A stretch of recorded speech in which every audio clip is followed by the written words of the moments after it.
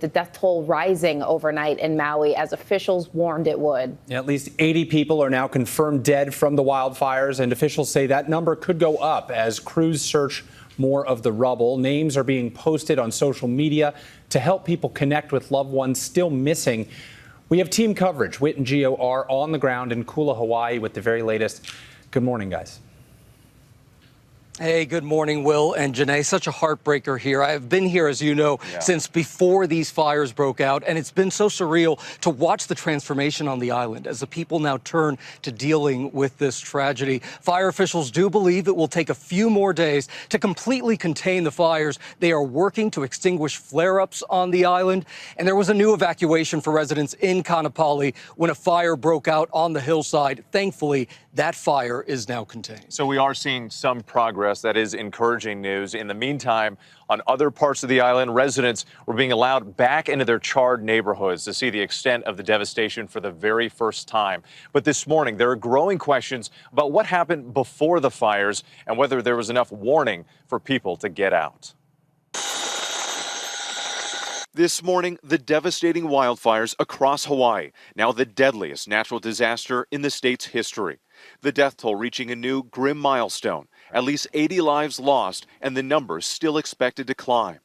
And overnight, a new wildfire breaking out in Kaanapali, forcing new evacuations and renewed fears among residents who've already suffered so much.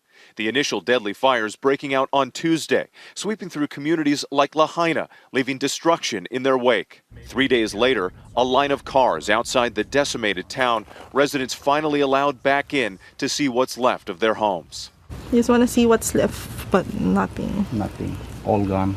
Our Will Carr getting a first-hand look. The fire burning not only this courthouse, but also the historic banyan tree behind it, the tree that everybody comes to see. The charred remains of buildings and vehicles lining the streets. Hawaii emergency management records show no indication warning sirens sounded before people had to escape.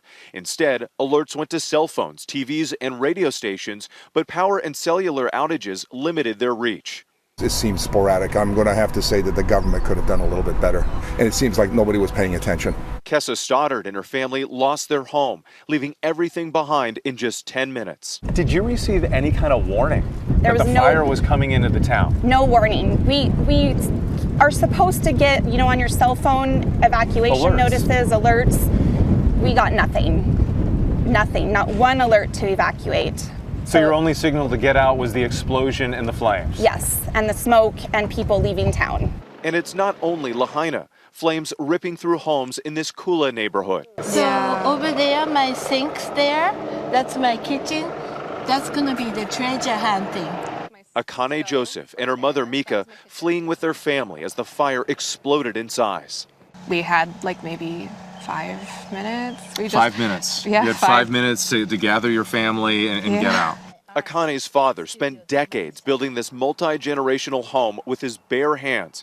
Now it's all gone, but they refuse to give up hope. It felt like safety and it felt like home. And, there's things you think you'll always have. Like things you think you'll give to your children. Pictures. It's too late. This is done. Yeah, we're so a little nothing, different. nothing we can change. Can't go back.